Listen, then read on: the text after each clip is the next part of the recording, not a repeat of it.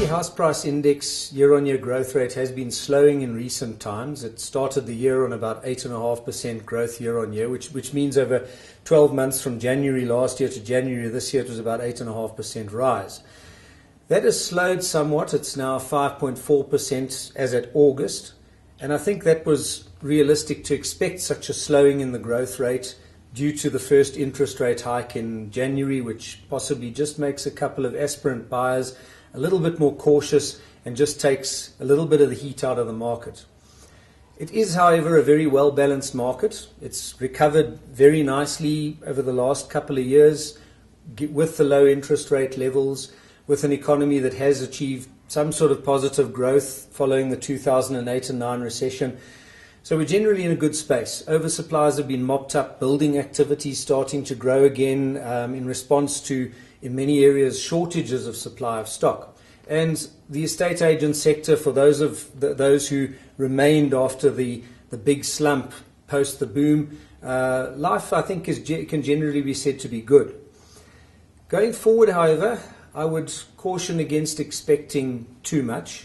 I think that realistically, at the pace the Reserve Bank is hiking interest rates, we shouldn't see too much negative, perhaps a further slowing in growth in demand. But when I say slowing in growth, I don't mean necessarily a decline in demand, just a slowing in the growth rate.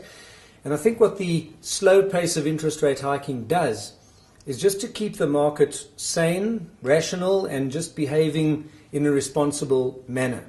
And by that I mean the speculative activity gets kept out of the market by and large. Speculators typically use cheap money to climb in and make big short-term capital gains in a short period of time, and then they sell the property again. That was the case back in 2004 and 2005 on a large-scale basis.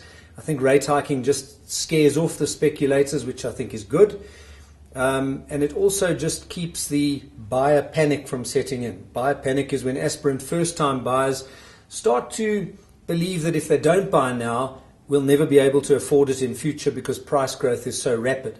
It's far from rapid at the current stage. It's nice single-digit figures. So I don't think there's any need for buyer panic, which can also cause market overshoots. So all in all, a very healthy market, a very well-balanced market, but certainly not a market that can be said to be booming with 30%, 40% price growth like 10 years ago.